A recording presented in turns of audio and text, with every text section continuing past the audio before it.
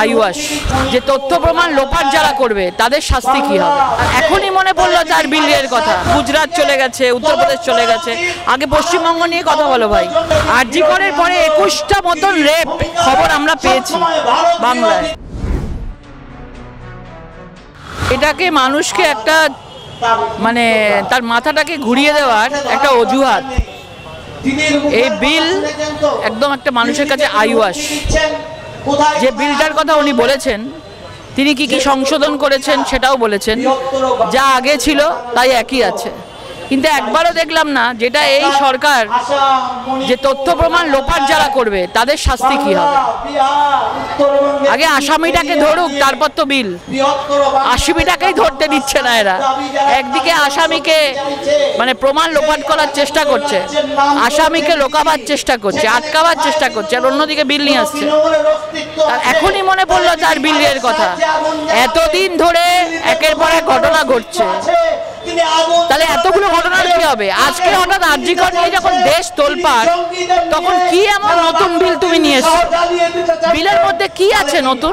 কিচ্ছু নেই, শুধু আইওয়াস চলছে, দেখানো যে আমি একজন মহিলা মুখ্যমন্ত্রী বিল করেছি। এই বিল আনা আর তিলোত্তমার বিচার দুটো আলাদা। তিলোত্তমার আগে বিচার তিনি দিয়ে যান, বিলের মতো চলুক।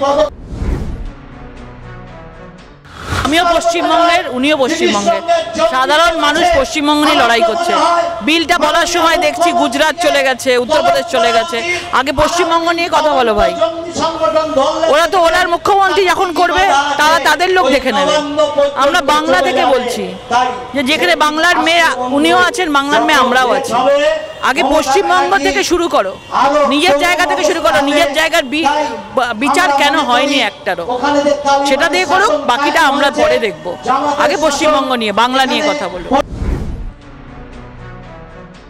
দেখুন, রাজনীতি তো অনেক পরে, এখন তো একজন মানুষ।